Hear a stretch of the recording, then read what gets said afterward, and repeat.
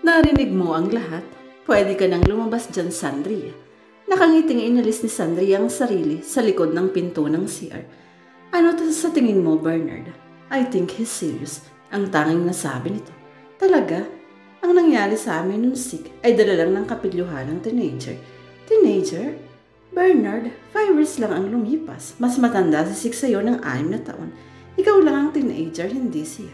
Oo nga no, napakamot ito ng ulo. Basta ang masasabi ko lang, tapos na ang kabanatang iyon sa buhay namin. Kumuha ito ng isang stick ng sigarilyo, inikot-ikot sa daliri. After all, alam ko namang minahal niya ng gusto si Miranda. Ang kaso nauwi iyon sa pangit na paghihiwalay. Nasaan na si Miranda ngayon? Balita ko ay nasa Singapore at sikat na siya doon bilang isang stage performer. Bernard, sino ang mas magaling sa amin ni Miranda? Nagtaas ito ng magkabilang kilay at sa nang-aasar na tono ay sinabing, magiging bias ako kung sasabihin kong ikaw, may Sandria. Nagkandahaba tuloy ang kanyang mga nguso na naging dahilan para ihilamos nito ang kamay sa maganda niyang mukha. Bernard naman. Nagtago si Sandria sa likod ng pinto nang makitang nakikihalibuelo si Six sa mga kasamahan sa trabaho. Nakikisakay sa mga biroan. Naibigay na sa kanya ang script. Ano pa nga bang gagawin niya dito sa teatro? Wala naman dito si Bernard dahil may rehearsal ito sa Meralco Theater, ang The Lion, The Witch, and the Wardrobe. Nagpasya na siyang umalis, pero sa kasamaang palad ay may nakapansin sa kanya. Si Madam. Nakangiti itong sinalubong siya. Have you seen my son? Yeah. I think nakita ko siya sa loob. Hindi siya makapagkaila. Parang hindi ka sigurado. Samahan mo na lang ako sa loob. Kailangan ko talaga siyang makita. Hindi siya pumasok sa opisina at hinanap siya sa akin ng kanyang ama. Hindi na siya bigyan ito ng pagkakataong tumanggi dahil hininasan nito sa kamay. Pakiramdam niya tuloy ay para siyang kinorner ng mag-ina. Nang makita sila ni Sik, ay agad itong tumayo sa kinauupuan at magalang na nagpaalam sa mga babaeng nakapalibot. Excuse me ladies, narito na ang 2 rayon ng buhay ko. Lumapit ito sa kanila at ini-offer ang 2 baso. Ano man kami sa buhay mo, Sik, prinsesa? Malambing na tanong ng isa sa mga naraong kasamahan. Sumigunda ang ilan. Oo nga, ano nga ba? Tumawa lamang ang binata. Masayang kumapit si Madam. Nang magbigay galang ang mga kasamahan sa matrona, ay tumango ito sa lahat. Saka pakindat na binulungan si Sandria. Kapag hindi mo pinagbigyan ng ako sa role niyang kabalyero, ay babalik ang prinsipeng ito sa dati, isang pangit na palaka. Marahan siyang natawa. Sinakyan ito. Kung ganun, kailangan ko palang kumapit ng ganito. Napanghiwi si Sik nang maramdaman ang kuko niya. Sisingilin kita mamaya. May sinasabi ka, iho? Nagkaila si Sik. Humantap sila sa isang food chain na malapit lamang sa teatro. Habang nagmimerienda sila panay ang kwento ni Madam sa katangian ni Sik. Halatang ito ang nanliligaw imbis na ang binata. Mabait na anak naman si Sik, Sandria. Pero kadalasan ay sinusuway ako. Umira pa ito sa anak. Ayoko lang gawin ng isang bagay na hindi ko gusto. Katwira ni Sik na abala sa paglalagay ng ketchup sa hamburger. Ayokong sapilitan. Nabanggit na pala sa iyo ni Sik ang tungkol sa pustahan. Ang tanong ni Madam kay Sandria. I'm sorry, Sandria. Pangit man ang naging simula ninyo, ay nakasisiguro naman akong magiging maganda na ang takbo ng istorya niyo. Nakagawa man si Sik ng masama, yun ay dahil sa paghangad kong ligawan kaniya. At first, he hates the idea, at doon pumasok ang pustahan. Huminto ito upang pagmasdan siya. Saka nagpatuloy. You see, Sandria, hindi ako papayag na ipagpatuloy niyang indecent proposal sa iyo. Kung hindi kita kilala, ako ang taong hindi naniniwala sa alingasngas. Marunong akong kumilatis ng tao.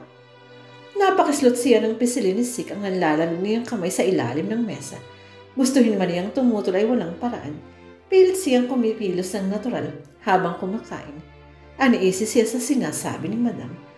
Alam ko rin kung kailan nagiging seryoso ang aking anak. Kapag sinabi niyang gusto niyang isang babae, ay naniniwala ako. Nalalaman kong tinabunan mo si Miranda pagdating sa pwesto mo sa puso niya. Wala siyang maapuhap na salita. Sagutin mo na ang anak ko, Sandria. Hindi ka magsisisi. Maya-maya ay sinabi ito ni Madam. Muntik na tuloy silang mabulunan sa narinig. Hindi pa ako nagsisimulang manligaw, ma'am. Si Sik ang sumagot. Pero kung sasagutin ako kaagad ni Sandria, 3 buwan akong sasama sa inyo para magsimba tuwing linggo. Narinig mo, Sandria?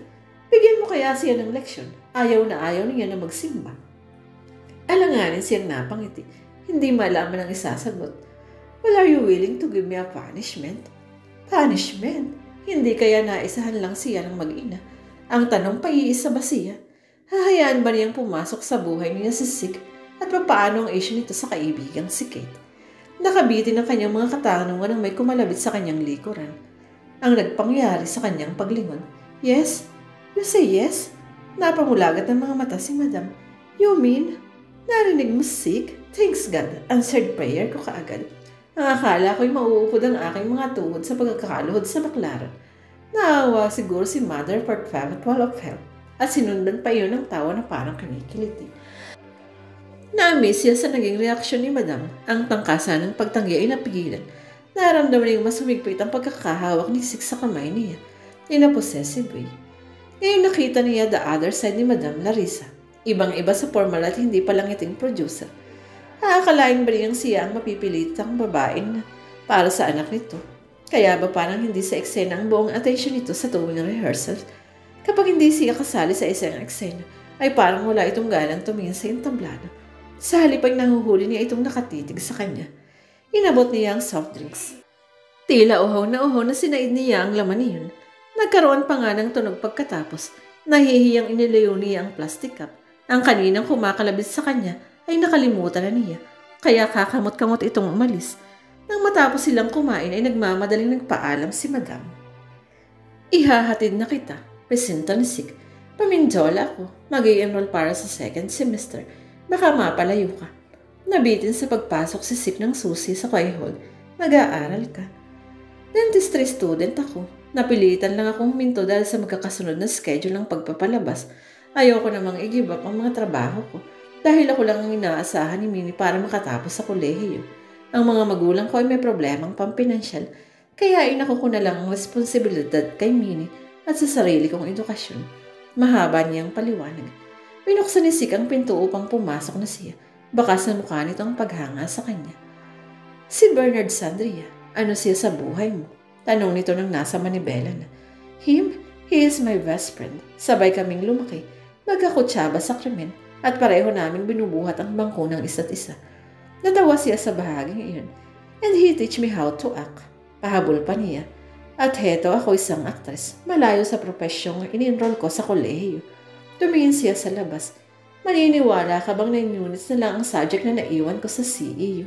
Pagkatapos ay nag-withdraw ako. Hindi ko ba sinabi ito sa iyo?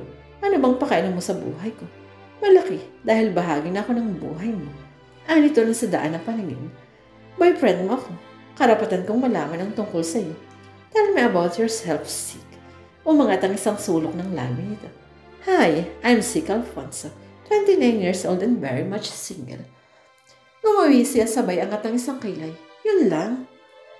5 kaming magkakapatid sa ama. Solong anak ako ni Madam Larissa at nasa hustong edad na ako para mag-asawa. Ipinara nito ang sasakyan sa isang gilid upang matitigan siya ng malagkit. Iniiwas niya ang mga mata. Hindi niya kakayaning makipagtitikan dito ng matagal. Kahit may bahagi ng isip niya ang sumisigaw ng babala. Nahuhulog na siya sa binata. Lumilinaw ang lahat sa kanya. Sa maikling panahon ay umibig siya sa napaka-imposibleng lalaki. Isa panaginip pa hindi niya inaasahang dito mapapaibig. Noong una ayaw niyang aminin, subalit parang sasabog ng kanyang dibdib. Kung hindi pa niya aminin ang totoo, ang hiwaga nga naman ng pag-ibig. Kusa itong pumapasok ng walang abiso. Anong iniisip mo, Sandria? Untag ni Sig nang mapansing mahulog siya sa malalim na pag-iisip. Humarap siya dito. Are you sure you want me to be your girl? Para siyang alanganin. Hindi pa ako naging sigurado sa buong buhay ko. Until now. She gave him a cheeky grin. Inilahad ang kamay at iniyakap kay Sig. Mas mainam nang huwag mag-isip. Hayaan na lang na maganap ang lahat. Pumikit siya at sinamyo ang mamahaling pabango na umalo sa orihinal na amoy ng lalaki. Ang aftershave, sabong pampaligo at ang detergent bar na nagpapaliyo sa kanyang pakiramdam. Ang mabilis na pagpinting ng dibdib nito at tila duyan na ipinaghihela siya. Na mas matamis na lamang niyang manatili roon. Sig! Anong detergent bar ang gamit mo? Napapantastikuhang inilayo ni Sig ang sarili mula sa kanya. Masuyo sinalitong pinagmamastan. My dear Sandria, Sa lahat naman ang dapat mong maamoy sa akin ay bakit iyon pa? Mas matapang naman ang Bulgari perfume ko. She wrinkled her nose. Mas gusto ko ang amoy na nasa damit mo. Muli siyang yumak. Ano bang brand niyan? Para mapalitan ko ang dati kong brand. Nakapanood ka ba ng commercial? Hindi, bakit? Yung klase ng pagtatanong mo parang sa commercial. Namilog ang kanyang mga mata. Really? Yeah, hinigpitan ni Sikang pagyakap sa kanya. Wala akong ideya kung anong brand ang ginagamit ng laundry center. Pero para sa iyo itatanong ko, kung yun lang ang paraan para higpitan mo ang pagyakap sa akin. Hinalikan siya nito sa ulo. Mag-aalas 5 na nang makarating sila sa CEU. Kumuha na lamang sila ng re-enroll form pagkatapos ay inihatid na siya sa bahay.